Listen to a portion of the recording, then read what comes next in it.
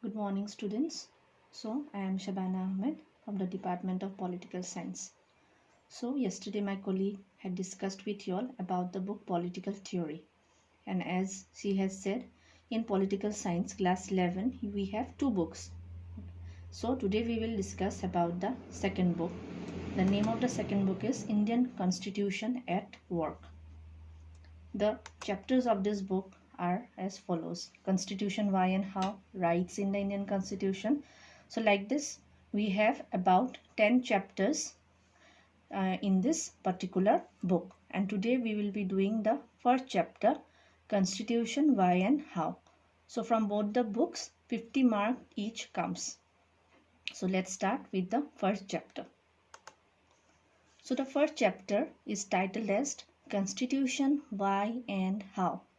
So this chapter constitution যদি আমি অসমীয়াত কওঁ সংবিধান.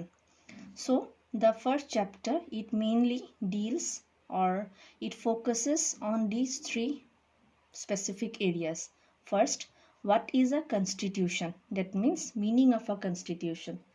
Secondly, why do we need a constitution? So here a special reference is made to the Indian context. And thirdly, how a constitution is formulated. That is, how a constitution comes into being, how a constitution is made, who makes a constitution. So in this part we will know about that. So the first topic that we have is meaning of a constitution. So constitution can be defined as a constitution is a body of definite set of fundamental principles which clearly states how a state will be constituted, according to what rules that country is to be governed, the rights and the powers of the people. That means the constitution is a compact document. It has a number of written rules, laws, principles which tells us clearly, very clearly, how that particular state means in political science we with by state we mean a country or a nation. Okay, so how that particular nation will be formed. If it will tell us if it is a democracy, it will be chosen by the people. If it is a monarchy, hierarchical rule will be followed. So that is said to us by the constitution.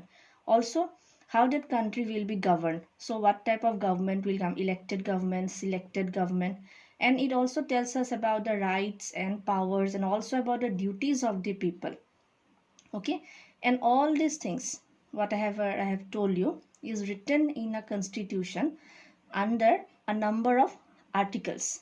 So as articles means, as you know, serial numbers. So in a constitution it is known as articles. So different constitutions of the world has different number of articles. In our Indian constitution at present we have 448 articles, but at the time of the constitution when it was initially made, at that time it had 395 articles, but today it has increased to 448 articles. So the word constitution, it comes from a Latin word which means an important law. So we can say that in a simple language, a constitution is a book or a rule book which has a number of rules written down in it, which are to be very strictly followed. So they are going to be very, very strictly followed. Following the rules is mandatory for all the people of that country, the citizens, as well as by the government of that country. Also, some rules are mandatory for foreigners also, people who do not belong to our nation but they have arrived in our nation for some purpose. So the constitution, the rules that are written, they are a must to be followed by everyone residing in our nation.